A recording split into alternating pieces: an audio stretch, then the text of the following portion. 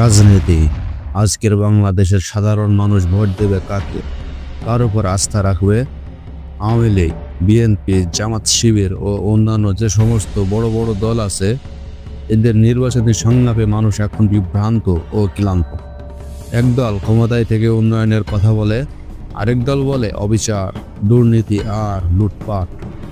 কিন্তু জনগণ বলে আমাদের জীবন কি আসলেই বদলাচ্ছে? এক সময় মানুষ স্বপ্ন দেখত ভোট দিলে দেশ বদলাবে, কিন্তু এখন ভোট মানে শুধু উত্তেজনা, ভয় আর হতাশা। ভোটের দিন মানে কারো জয় নয়, বরং কারো ভয়। রাজনীতি এখন যেন সেবায় নয়, ক্ষমতা আর প্রতিযোগিতা।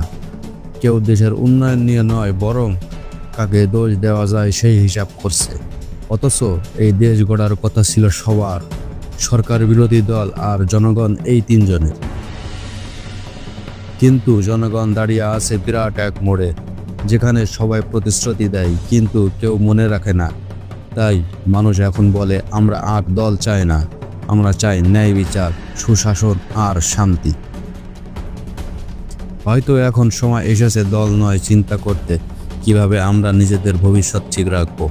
কারণ পরিবর্তন শুরু হয় ভোটের ঘরে নয়, শুরু হয় চিন্তার ঘরে। প্রিয় দর্শক, সামনে আমাদের ভোট, কিন্তু ভোট কাকে দিব? ভোট দেওয়া কোনো সাধারণ বিষয় নয়। তাই ভোট দেওয়ার সময় চিন্তা ভাবনা করে দিবেন। এমন একটা দলকে সমর্থন করুন যেটা আপনার চিন্তা ও বিবেক সমর্থন করে। সুপ্রিয় দর্শক, আজকের আলোচনা কারো পক্ষে বা বিপক্ষে নয়, জনগণের কিছু মনের কথা তুলে ধরা হয়েছে। ভিডিওটি ভালো লাগলে লাইক, কমেন্ট এবং সাবস্ক্রাইব করতে ভুলবেন না।